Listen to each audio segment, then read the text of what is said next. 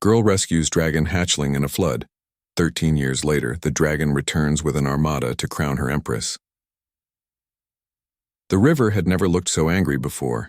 Lucy pressed her face against the kitchen window, watching the brown water swirl past their house with pieces of broken fence and old tires spinning in the current. Grandma Rose was packing their emergency bag with shaking hands, muttering about how the weatherman got it all wrong again. "Lucy, honey, we need to go to Mrs. Patterson's house up on the hill," Grandma Rose called out, stuffing canned beans into their old backpack. "This flood is getting worse than anything I've seen in 40 years. But Lucy wasn't listening anymore. Something strange was floating near their barn. Something that definitely wasn't trash from upstream. It looked like a giant egg made of crystal, about the size of a basketball, glowing with a soft blue light even in the gray afternoon. The floodwater kept pushing it against the barn wall, and with each bump tiny cracks appeared on its surface. "Grandma, look at that thing by the barn," Lucy said, pointing through the rain-streaked glass. Grandma Rose squinted through her thick glasses and shook her head. "Probably just some fancy garden decoration from the Johnson place upstream. Come on, we really need to leave now. The radio says the dam might overflow." Lucy grabbed her raincoat and boots. "I'll be right back. I just want to see what it is." "Lucy, no."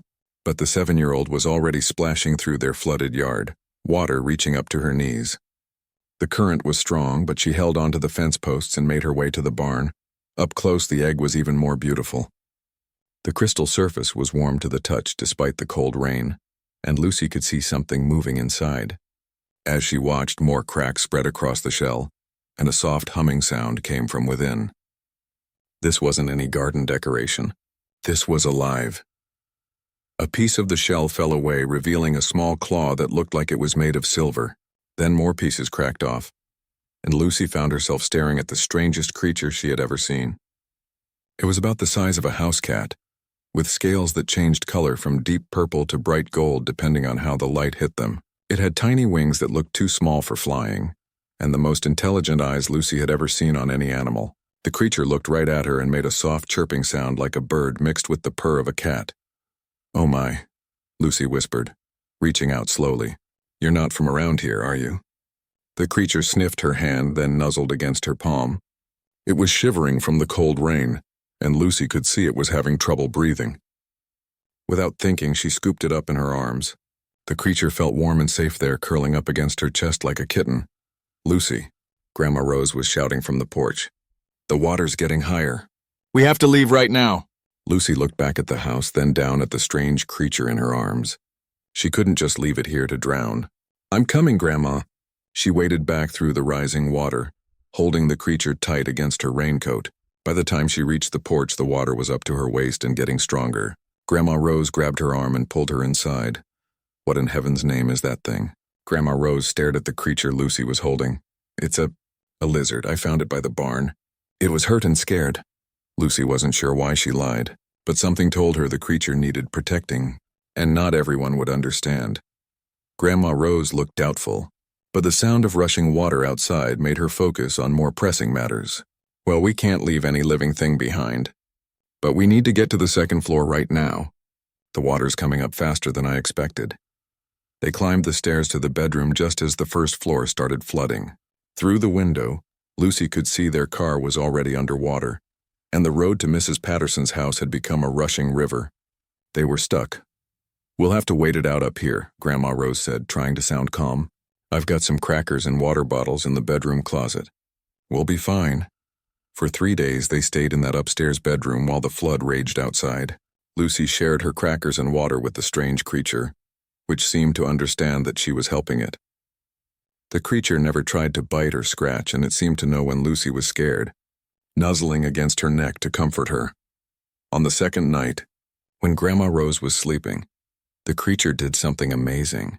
It placed one tiny claw on Lucy's forehead, and suddenly her mind filled with pictures. She saw stars, lots and lots of stars, and a beautiful world with crystal cities and creatures that looked like the one she was holding, but much bigger.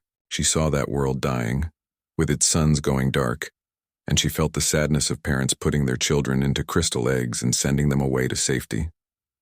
The pictures faded, but Lucy understood. This wasn't just any creature. It was like a person, but from somewhere far away among the stars. It had traveled a long way to get here, and now it was alone and scared just like she was. "Don't worry," she whispered to it. "I'll take care of you." On the third day, they heard the sound of boats outside. The rescue workers had finally reached their area. As the men in orange vests helped them down to the boat, Lucy kept the creature hidden under a blanket, telling everyone it was her pet lizard that she couldn't leave behind. The creature grew fast over the next few weeks. Soon it was the size of a small dog, and its wings were getting bigger. It learned to understand English words and could solve puzzles that would challenge most adults. It never hurt anything, but Lucy could tell it was getting restless.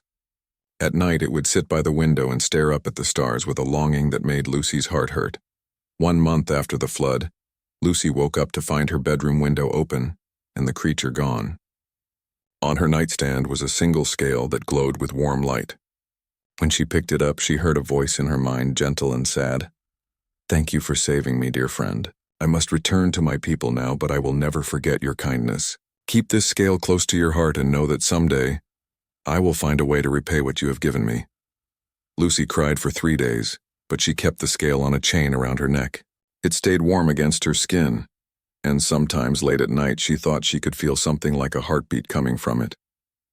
She never told anyone about the creature's true nature, but she never forgot those intelligent eyes or the feeling of being trusted by something from beyond the stars. Years passed, and Lucy grew up thinking sometimes she had dreamed the whole thing. But the scale never stopped being warm, and deep in her heart she knew that someday, somehow, her strange friend would keep its promise. The drought had lasted 18 months, and the farmers in Kenya were starting to lose hope. Lucy wiped the sweat from her forehead as she walked through the cracked earth, her notebook full of measurements and ideas. At 20 years old, she had already earned a reputation as someone who could make plants grow where others had failed. Her colleagues from the university thought she was lucky. Her professors called her gifted. The local farmers whispered that she had been blessed by spirits. Lucy knew the truth was more complicated than any of them could imagine. The scale around her neck had never stopped being warm in the 13 years since the flood. Sometimes it pulsed gently when she was trying to solve a problem, and lately, she had noticed that her best ideas seemed to come when it was pulsing strongest. She had learned not to question these moments of inspiration, even if she couldn't explain them. "Miss Lucy, the new irrigation system you designed is working perfectly," said David, one of the local farmers who had become her assistant. "The crops in Sector 3 are growing twice as fast as anything we planted before." Lucy nodded, but her mind was elsewhere. The irrigation system hadn't been entirely her own design. 3 nights ago, she had dreamed of crystal channels that moved water in ways that worked with the land instead of against it. When she woke up, she had known exactly how to build them, even though the engineering should have been beyond her skills. It was happening more often now. Dreams filled with images of techniques she had never learned, solutions to problems she hadn't even known existed. The scale would grow warm against her skin, and knowledge would flow into her mind like water finding its way downhill. "David, I want to try something new in Sector 7, she said, pulling out her notebook. "We're going to plant in a spiral pattern instead of rows, and use companion planting with native plants that most people think are weeds." David looked puzzled, but nodded. He had learned to trust Lucy's unusual ideas, no matter how strange they seemed. In the past 2 years, her methods had saved dozens of farms from the drought and helped feed thousands of people. As Lucy worked through the afternoon, she couldn't shake the feeling that something big was about to change. The scale had been warmer than usual for the past week, and her dreams had been filled with images of the night sky. Not the familiar constellations she knew from Earth, but star patterns that seemed to move and shift like living things. That evening, as she sat outside her small house reading reports from other agricultural projects around the world, her phone buzzed with a news alert. She almost ignored it, but the headline made her stop. Strange objects detected at edge of solar system. Scientists baffled by unidentified formations. Lucy's heart started beating faster. She clicked on the article and read about massive objects that had appeared beyond Pluto, moving in formations that suggested intelligence. The objects were too far away for detailed analysis, but early readings showed they were made of materials not found anywhere in Earth's solar system. As she read, the scale around her neck began to pulse in a rhythm that felt familiar, like a heartbeat she had once known. Lucy closed her eyes and let the sensation wash over her. Images flashed through her mind, crystal ships that looked like living jewels, creatures with scales that changed color like aurora, and eyes that held wisdom older than human civilization. It can't be, she whispered to herself, but deep in her heart she knew it was true. Her friend from the flood was coming back, and it wasn't coming alone. Over the next few days, the news got more dramatic. The objects were definitely moving toward Earth, and they were accelerating. World governments were activating their defense systems and preparing for what might be humanity's first contact with alien life. Scientists worked around the clock to understand what they were dealing with, while military leaders prepared for the worst. Lucy tried to focus on her work, but it was getting harder to concentrate. The scale was now so warm it was almost hot, and her dreams were becoming more vivid every night. She saw the crystal ships getting closer, and she felt a presence in her mind that she recognized from 13 years ago. Gentle, intelligent, and filled with gratitude she had never forgotten. "Miss Lucy, are you feeling all right?" David asked during their morning review of the crops. "You seem distracted lately." "I'm fine," Lucy lied. "Just worried about all this news about spaceships. It's got everyone on edge." But she wasn't fine. Every instinct she had was telling her that her life was about to change completely. The dreams were getting stronger, and sometimes during the day, she would catch glimpses of star charts in her peripheral vision, or hear music that sounded like wind chimes made of crystal. One night she couldn't sleep at all. The scale was pulsing so regularly it felt like a second heartbeat, and when she looked up at the stars she could swear she saw them moving. She got up and walked outside, drawn by an impulse she couldn't resist. Standing in her small garden, surrounded by the plants that seemed to grow better for her than for anyone else, Lucy looked up at the night sky and spoke to the stars. "I don't know if you can hear me," she said quietly, "but if you're really coming back, I want you to know that I remember you. I kept my promise. I kept your scale safe, and I've tried to help things grow instead of letting them die." The scale pulsed once, warmly, and for just a moment, Lucy felt a presence touch her mind. Familiar, powerful, and full of joy. "Soon, dear friend," a voice whispered in her thoughts. "Very soon." Lucy smiled despite her nervousness. Whatever was coming, she would face it the same way she had faced everything else since that day in the flood, with an open heart and a willingness to help. She had no idea that she was about to become the most important person in human history, or that the small act of kindness she had shown as a child was about to reshape the future of her entire species. All she knew was that her friend was coming home, and after 13 years of wondering, she was finally going to get some answers. She touched the warm scale around her neck and went back inside to wait for tomorrow, not knowing that tomorrow would bring the most important moment in human civilization. The universe was about to discover what made humans special, and it all started with a little girl who had refused to leave a frightened creature behind in a flood. The ships appeared over Earth like jewels scattered across black velvet. Lucy stood in her garden at dawn, watching the news on her tablet as reporters around the world tried to describe what everyone was seeing. The crystal formations were massive, each one the size of a small city, floating silently in the atmosphere above every major continent. "This is unprecedented in human history," the BBC reporter was saying, her voice barely controlled. "The alien vessels, for lack of a better term, have positioned themselves in a perfect grid pattern around our planet. They're not attacking, but they're clearly demonstrating capabilities far beyond anything we possess." Lucy's scale was now so hot against her skin that she had to hold it through her shirt. The pulsing had become constant, like a beacon calling out across the void. She knew with absolute certainty that these ships were connected to the creature she had saved 13 years ago. The tablet in her hands chimed with an emergency broadcast alert. Every screen on Earth was displaying the same message, transmitted simultaneously in every human language. Lucy read the English version, her heart pounding with recognition. "People of Earth, we are the Draconic Protectorate, guardians of younger species across this galaxy. We have come seeking one among you, the Lifebringer, she who showed mercy to our lost child when the waters rose, she who shared her food when hunger threatened, she who chose compassion over safety. Present this person to us and we will speak of alliance. Hide her, and we will search every corner of your world until she is found. We mean no harm to your species, but we will have our answer." The message repeated 3 times, then faded. leaving the world's communication networks buzzing with confusion and fear. Lucy sank down onto her garden bench, overwhelmed by the realization that the most powerful force humanity had ever encountered was looking specifically for her. Her phone started ringing immediately. David was calling, probably worried about the news affecting their agricultural work. Then her supervisor from the university. Then reporters who had somehow gotten her number.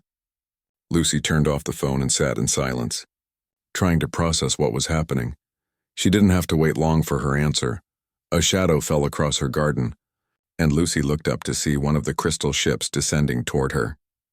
It was smaller than the others, more elegant, with surfaces that seemed to bend light in impossible ways.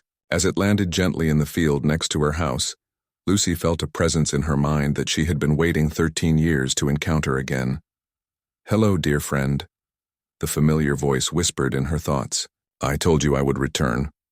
The ship opened without doors or ramps, simply folding itself like a flower to reveal an interior that glowed with soft natural light. And there, walking toward her with grace that defied physics, was her friend from the flood. But calling it a dragon hardly seemed adequate anymore. The creature that approached her was magnificent beyond anything Lucy had ever imagined. It stood nearly 10 feet tall with scales that shifted through colors she didn't have names for. Its wings looked like they contained entire star systems, and its eyes held the wisdom of ages. Yet despite its transformation, Lucy recognized those eyes immediately. "Ember," she whispered, using the name she had given it as a child. The great being lowered its massive head until they were at eye level. "You remember the name you gave me? I have carried it with honor among my people. I am now called Ember the Grateful, Regent of the Third Fleet, Guardian of Growing Things. But to you I will always simply be your friend who owes you everything." Lucy reached out with a trembling hand and touched the warm scales of Ember's snout, just as she had when they were both small and scared during the flood. The contact sent waves of emotion through her mind, joy, gratitude, and a love deeper than anything she had ever experienced. "I never forgot you," Lucy said, tears streaming down her face. "I kept your scale close to my heart, and I tried to help things grow just like I helped you." "I know," Ember replied, his mental voice filled with warmth. "I have watched over you from afar, sending you knowledge in dreams, guiding your instincts when you worked with growing things. Everything you have accomplished, every life you have saved through your agricultural work, has been possible because you possess the rarest gift in the universe, the Lifebringer's heart." Around them, Lucy could see military helicopters approaching in the distance, and she knew that the world's attention would soon be focused on this small agricultural station in Kenya. But for now it was just her and her oldest friend, reunited after years of separation. "Why are you here, Ember? Why bring all these ships?" Ember's expression grew serious, and he gestured toward the sky where the crystal ships hung like guardian angels. "Because your world stands at a crossroads, dear friend. Your species is destroying itself and your planet through ignorance and fear. In 50 years, maybe less, human civilization will collapse under the weight of climate change, resource depletion, and war. I have seen it happen to dozens of species across the galaxy." Lucy felt a chill that had nothing to do with the morning air. "And you're here to, what, save us? Conquer us?" "Neither," Ember said, his mental voice gentle but firm. "We are here to offer your species a choice. Most worlds at your stage of development destroy themselves or become conquerors, spreading their dysfunction to the stars. But occasionally, we encounter individuals who point toward a different path, those who heal instead of harm, who build instead of destroy, who choose to nurture life even when it costs them everything." The great dragon moved closer, and Lucy felt the full weight of his attention focused on her. "You are such a being, Lucy. When you saved my life as a hatchling, you were recorded by our observation networks.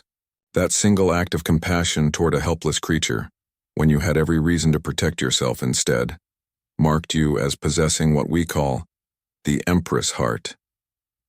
Empress heart? The rarest quality in the universe, the instinct to preserve and nurture life even at personal cost. Among the Draconic Protectorate, we have encountered only 47 beings with true Empress hearts in our 10,000 years of space travel. Each of them became the leader of their world, guiding their species away from destruction and toward harmony with the galaxy. Lucy's mind raced as she tried to understand what Ember was telling her. "You want me to become some kind of leader? I'm just an agricultural engineer. I help plants grow. Yes, Ember said, and she could feel his joy radiating through their connection. You help things grow. You take barren land and make it flourish. You see hungry people and feed them. You face problems by asking, how can I help? Instead of, how can I win? That is exactly what your world needs, and it is why I have come back for you. The sound of approaching aircraft grew louder, and Ember looked up with amusement. It appears your governments wish to speak with us. Shall we give them their first lesson in how the galaxy really works? Lucy looked at her small house, her garden, and the simple life she had built for herself, then looked up at the magnificent being who had traveled across the galaxy to find her. Everything she had ever known was about to change. But as she touched the warm scale around her neck, she realized she had been preparing for this moment her entire life. Okay, old friend, she said, taking a deep breath. Show me what you need me to do. The United Nations Emergency Assembly had never hosted a 10-foot-tall dragon before. Lucy sat at the massive conference table in New York, still wearing her work clothes from the farm, while Ember positioned himself beside her with a dignity that made every world leader in the room seem small by comparison. Secretary General Martinez tried to maintain diplomatic composure, but Lucy could see his hand shaking as he reviewed his notes.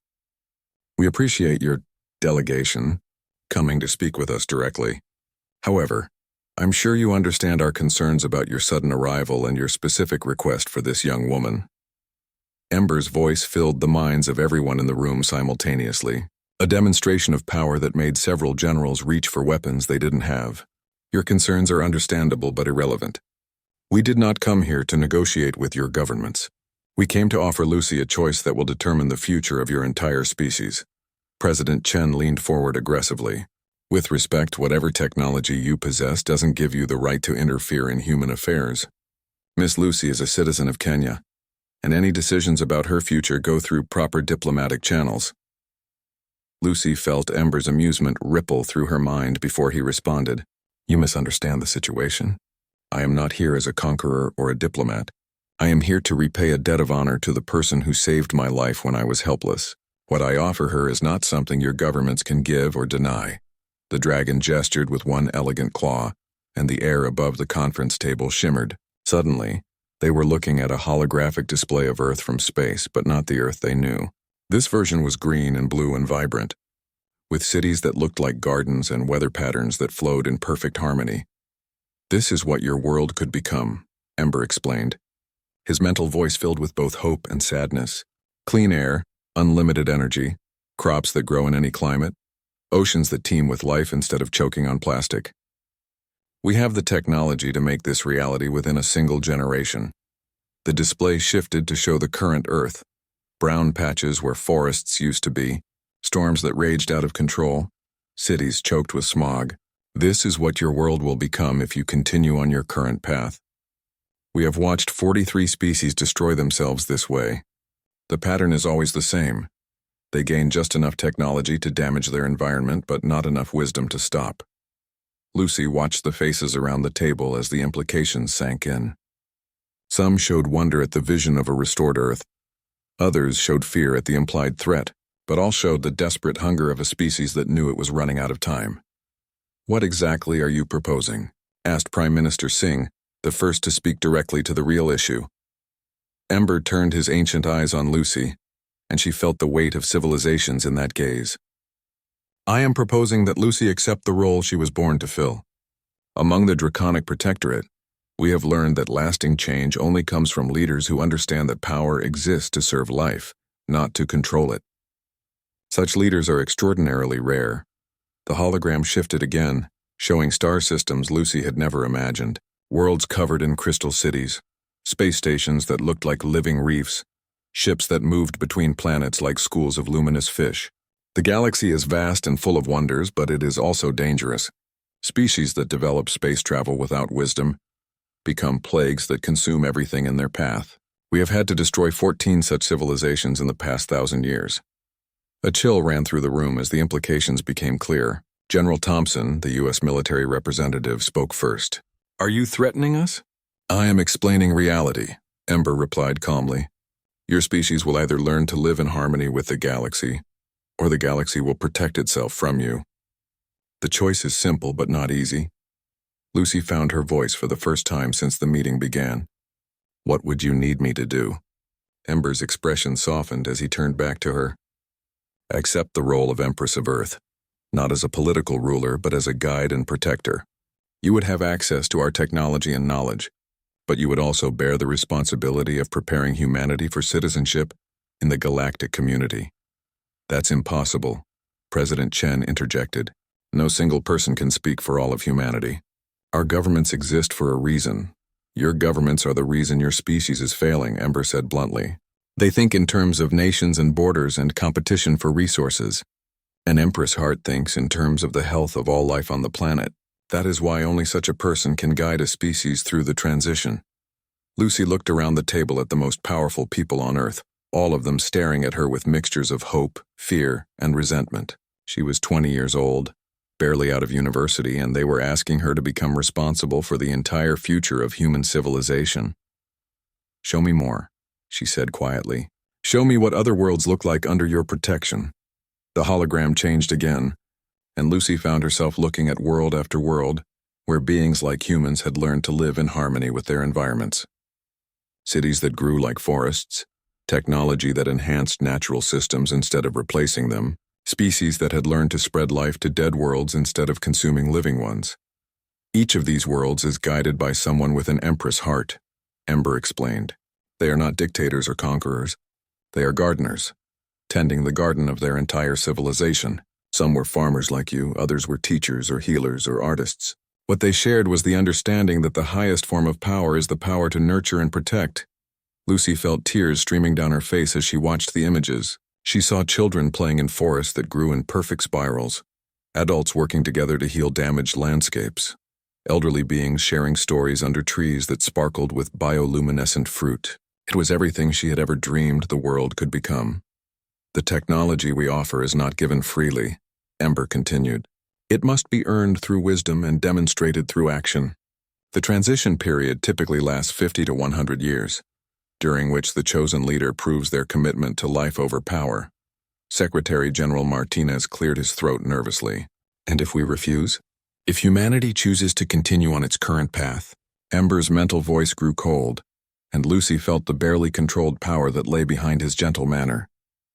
Then in 50 years, when your civilization collapses and your species begins its desperate expansion into space, we will be waiting. We will not allow another plague species to spread destruction across the galaxy.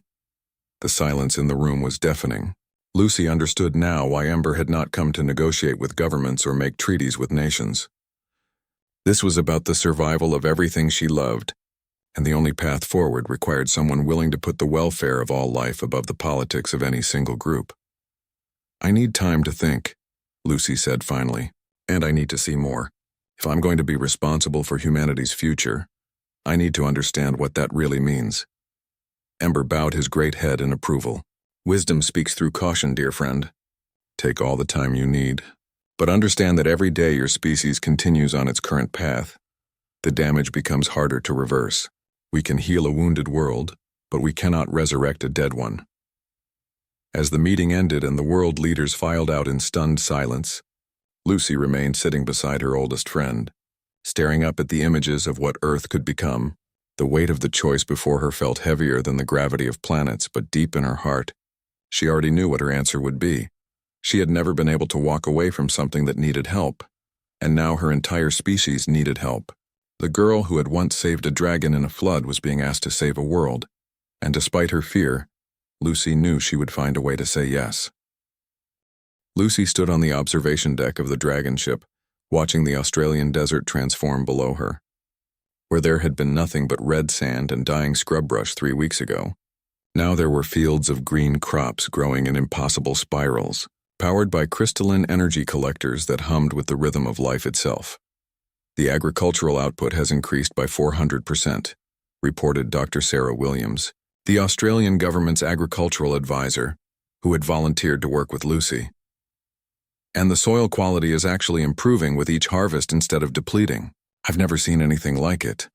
Lucy nodded, but her attention was focused on the group of military observers standing at the edge of the test area. She had agreed to demonstrate dragon technology on a small scale before accepting the role of Empress, But she was quickly learning that every solution created new problems.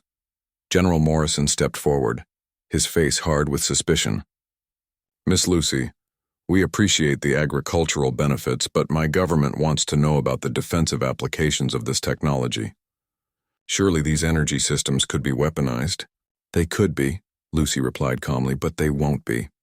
"That's not your decision to make," Morrison said, his voice rising. "This is Australian territory, and any technology deployed here falls under our national security jurisdiction." Lucy felt Ember's presence in her mind, offering support, but she knew this confrontation had to be faced on her own. This was exactly the kind of test that would determine whether she was truly ready to guide humanity forward. "General, look at what we've accomplished here," she said, gesturing toward the thriving fields.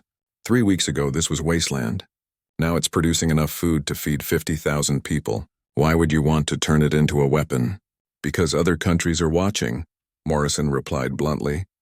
"China has already demanded access to this technology. Russia is mobilizing their fleets. If we don't secure these advantages, someone else will." Lucy walked to the edge of the observation platform and looked down at the farmers working in the fields below. She had spent the past 3 weeks living among them, learning their names, hearing their stories, watching their children play in gardens that had bloomed from nothing. The idea of turning this miracle into another tool for conflict made her feel sick. "General, I'm going to make this very simple," she said, turning back to face him. "The technology stays peaceful or the technology goes away. That's not a threat, it's just reality. Dragon technology only works for those who use it to preserve life, not destroy it." Morrison's face reddened. "You can't make that kind of ultimatum to a sovereign government." "We have treaties, laws, protocols, and I have dragons," Lucy interrupted quietly. 13 ships full of beings who have been watching the galaxy for 10,000 years, and who have never once regretted the decision to destroy a species that couldn't learn to live peacefully. The tension in the air was thick enough to cut, but Lucy held her ground. This was the moment Ember had warned her about, on the test of whether she would prioritize human politics over the preservation of life itself. Her tablet chimed with an urgent message from the UN. Similar confrontations were happening at test sites around the world. The Brazilian government was trying to claim ownership of the reforestation technology being used in the Amazon. Corporate representatives in India were demanding patents on the water purification systems. Military leaders in every country were pressuring their scientists to find ways to weaponize dragon innovations. Lucy closed the tablet and made her decision. "Dr. Williams, please evacuate all civilian personnel from the test area," she said calmly. "We're shutting down the demonstration." "You can't do that," Morrison shouted. "This is our land, our project." Lucy didn't argue. Instead, she closed her eyes and reached out through her connection to Ember. Within minutes, the crystalline energy collectors began to dim. The irrigation system slowly ground to a halt.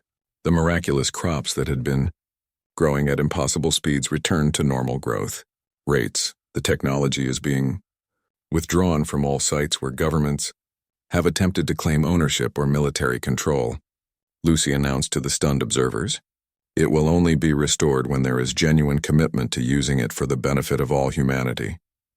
Morrison was furious, but before he could respond, Lucy's tablet chimed with reports from around the world. In Brazil, corporate lawyers were being forcibly removed from research sites by teams of very polite but completely immovable dragons. In Russia, military personnel who had tried to take control of a weather modification station were finding their equipment mysteriously inoperative. In China, government scientists who had attempted to reverse-engineer dragon technology discovered that the devices simply stopped working when examined with hostile intent. "This is economic warfare," Morrison declared. "You're holding our governments hostage." "No," Lucy replied sadly. "I'm giving you exactly what you asked for. You wanted to treat this as a negotiation between competing powers, so I'm showing you what happens when you try to negotiate with beings who measure time in millennia and judge species by their capacity for wisdom." Her tablet chimed again with a message from Secretary General Martinez. Public opinion was shifting rapidly as news of the shutdown spread. Farmers who had watched their lands bloom were demanding their governments accept Lucy's conditions. Environmental groups were calling for world leaders to step aside and let the agricultural engineer take charge. Most significantly, Children around the world were organizing protests with a simple message: let the Dragon Lady save the Earth. Lucy looked out at the partially restored desert, where the dragon technology was slowly going dormant, but the improvements that had already been made would remain. The soil was still healthier, the water table was still replenished, and the farmers still had the knowledge they had gained about working with natural systems instead of fighting them. General Morrison, she said finally, I'm going to give you the same choice I'm giving every government on Earth. You can try to control this process and get nothing, or you can trust it to someone who has never asked for power and watch your country become part of something better than it has ever been. Morrison stared at her for a long moment, then shook his head and walked away, muttering into his radio about national sovereignty and alien interference. But Dr. Williams stepped forward, her eyes bright with hope. What do you need from us? She asked. Not from the government, from us. The people who actually do the work. Lucy smiled for the first time in days. Just trust me to keep my promises. I said I would help things grow, and I will. But I won't help anyone destroy, no matter how good their reasons seem to be.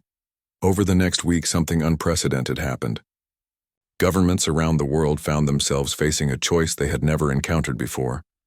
Accept the guidance of someone who refused to accumulate power for herself, or watch their countries fall behind as others embraced a future beyond their control. Lucy spent those days traveling between test sites, meeting with farmers, doctors, teachers, and ordinary citizens who were tired of watching their world die, while politicians argued about who should profit from saving it. She made the same offer everywhere: work with her to build something better, or continue the path toward destruction alone. By the end of the week, 47 countries had officially requested that Lucy be given authority over environmental restoration projects within their borders. The other nations watched nervously as those countries began to experience improvements that seemed almost magical. Forests growing back in months instead of decades, rivers running clean for the first time in generations, and crops thriving in climates where they had never grown before. Lucy stood once again on the observation deck of Ember's ship, watching the lights of Earth's cities sparkle below her. The test was over, and humanity had passed. Barely and not without resistance, but they had passed. They had chosen hope over fear, cooperation over competition, and the future over the familiar patterns of the past. Are you ready, dear friend? Ember asked, his mental voice warm with pride and affection. Lucy touched the scale around her neck, which now pulsed in perfect harmony with her heartbeat, and nodded. I'm ready to try. I can't promise I'll be perfect, but I promise I'll never stop caring more about life than power. That, Ember replied, is exactly why you are the only one who can do this job. The attack came at dawn on a Tuesday, just as Lucy was inspecting the new coral reef that had grown overnight in the Pacific.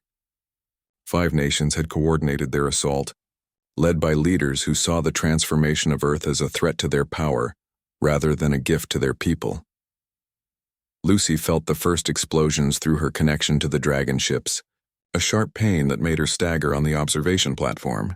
Military satellites were firing experimental weapons at the crystal vessels, while fighter jets launched missiles at the restoration sites on 4 continents. So much for diplomacy, muttered Captain Peters, the former Navy officer who had volunteered to serve as Lucy's military advisor. Ma'am, our defensive systems are engaging, but they're hitting civilian areas too. The restoration site in Morocco is under direct artillery fire. Lucy closed her eyes and reached out through her mental link to Ember and the other dragons. She could feel their restraint, their careful control as they deflected attacks without retaliating. They could have ended the assault in minutes, turning the attacking forces to ash with weapons beyond human comprehension. Instead, they were following her orders to protect without destroying. Status report on the civilian areas, Lucy said, trying to keep her voice steady as explosions continued to light up the horizon. Ironically, the attacks are backfiring, reported Dr. Singh, her science advisor. The restoration sites they're targeting are so obviously beneficial that their own populations are protesting. Morocco's agricultural site feeds 2 million people. The water purification plant in Venezuela provides clean drinking water to half of Caracas. They're literally bombing humanitarian aid. Lucy felt a grim smile cross her face. This was exactly what Ember had predicted would happen. that the old patterns of thinking would destroy themselves when confronted with something genuinely beneficial. Open a communication channel to all the attacking forces, she ordered. Not to their governments, to the soldiers and pilots who are actually pulling the triggers. Ma'am, that's not how military communication works, Captain Peters began. It is now, Lucy interrupted. Ember, can your people broadcast directly to every person participating in the attack? She felt Ember's amusement through their connection. Of course, dear friend. Dragon technology has always been more about communication than destruction.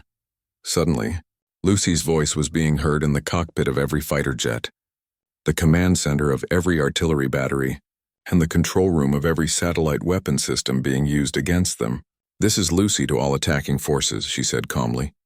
I know you're following orders from your governments, and I know many of you believe you're protecting your countries from some kind of threat. So I want you to look very carefully at what you're attacking. The displays in every military vehicle suddenly showed live feeds from the sites under assault. Farmers running from their fields as shells fell among crops that could feed millions. Children fleeing from schools that had been built next to water purification plants. Medical clinics being evacuated as missiles targeted the renewable energy systems that powered their life support equipment. These are the targets your leaders have ordered you to destroy, Lucy continued. Food for the hungry, clean water for the thirsty, medicine for the sick, power systems that don't poison the air your own children breathe. Ask yourselves, does this really look like an enemy that needs to be defeated? The attacks began to slow as pilots and artillery crews started refusing orders. Lucy watched the displays as one by one, military units began standing down, their personnel unwilling to continue bombing humanitarian installations. But the political leaders who had ordered the assault were not finished. Unable to destroy the Dragon technology directly, they tried a different approach. Economic warfare designed to collapse the governments that had accepted Lucy's help. Trade embargoes were declared against countries participating in the restoration program. Financial systems that had been used to fund environmental projects found their accounts frozen. Diplomatic relations were severed with nations that refused to reject Dragon assistance. Lucy felt the pressure of the situation as reports flooded in from around the world. Some governments were wavering under the economic pressure, considering withdrawing from the restoration projects to appease the hostile powers. Ma'am, we're losing support, Captain Peters reported. 3 countries have officially requested a suspension of Dragon activities within their borders. 6 more are considering it. Lucy stood up from her chair and walked to the window of Ember's ship, looking down at the earth below. She could see the green patches where restoration was working, surrounded by brown areas where the old ways continued to kill the land. The planet looked like a patchwork quilt, half dying and half being reborn. Ember, she said softly, how long would it take to accelerate the restoration process? She felt his surprise through their connection. You want to move faster? The current pace allows for gradual adaptation. The current pace allows our enemies time to destroy what we've built, Lucy interrupted. What if we moved fast enough that the benefits became impossible to deny or reverse? Ember was quiet for a moment, consulting with the other Dragon regions through their own communication networks. It would require pulling resources from across the galaxy. The transformation would be dramatic, possibly shocking to human sensibilities, and it would make you responsible for changes that affect every person on Earth. Lucy looked out at the world she was being asked to save, thinking of all the farmers she had worked with, all the children she had seen playing in restored gardens, all the elderly people who had lived long enough to see clean air return to their cities. Do it, she said firmly. If they want to call me a conqueror, give them something worth the name. What happened next would be remembered as the most dramatic day in human history. Across the world, Dragon ships that had been hiding in orbit descended to the surface by the thousands. The crystalline technology that had been working slowly and carefully suddenly accelerated beyond anything previously imagined. Deserts bloomed into forests within hours. Polluted rivers ran clear by evening. The atmosphere itself began to change as massive atmospheric processors removed centuries of industrial pollution and replaced it with clean, breathable air. Dead ocean zones teemed with new life as artificial reefs grew faster than coral ever had in nature. But the most dramatic change was in the cities. Urban areas that had been choking on smog and waste suddenly found themselves integrated with living systems. Buildings covered in gardens, transportation networks that worked with natural air currents, power systems that generated energy from the movement of wind and water, without disturbing the life around them. The economic attacks stopped almost immediately. It's hard to embargo a country when their citizens are experiencing what can only be described as paradise. The nations that had opposed the restoration found their populations demanding access to what everyone else was receiving. Within a week, every government on Earth had requested full participation in the restoration program. The old patterns of national competition simply became irrelevant when everyone had access to unlimited clean energy, perfect food security, and environmental conditions that supported health and happiness. Lucy stood in what had once been Central Park, but was now a garden that seemed to contain ecosystems from across the galaxy. Representatives from every nation on Earth had gathered for what they were calling a coronation, though Lucy had insisted the ceremony be more like a gardening convention. Ember stood beside her in his full glory, no longer hiding his true size or power. Around them, dozens of other dragons had revealed themselves, magnificent beings who had been guiding and protecting younger species for millennia. "People of Earth," Lucy said, addressing the crowd without any amplification. Dragon technology carried her words to every person on the planet. "I never wanted to be your ruler, and I'm not going to start now. What I am going to be is your gardener, helping you grow into something your children can be proud of." She held up the scale that had hung around her neck for 13 years, now glowing with light that seemed to come from stars themselves. "This represents a promise I made to a frightened creature during a flood, that I would protect life when I could, help it grow when possible, and never abandon it when it needed me most. Today I make that same promise to all of humanity." The ceremony that followed was unlike anything in human history. Instead of crowns or thrones, Lucy was presented with a simple tool, a staff made from living wood that had grown on a dozen worlds, embedded with crystals that connected her to the vast network of life that the dragons protected across the galaxy. "You are now Empress of Earth in the Draconic Protectorate," Ember announced, his mental voice reaching every mind on the planet. "Your authority comes not from conquest or politics, but from your demonstrated commitment to nurturing life. Use it wisely." Lucy looked out at the faces surrounding her. Humans who had been enemies just days before, now working together to build something better than any of them had imagined possible. Children played at her feet while their grandparents shared stories with dragons who had seen the birth of stars. In the distance, she could see the construction of humanity's first interstellar ships, designed not as weapons of expansion but as arcs of restoration, carrying Earth life to heal damaged worlds across the galaxy. The species that had once seemed destined to destroy itself had instead become the gardeners of the cosmos.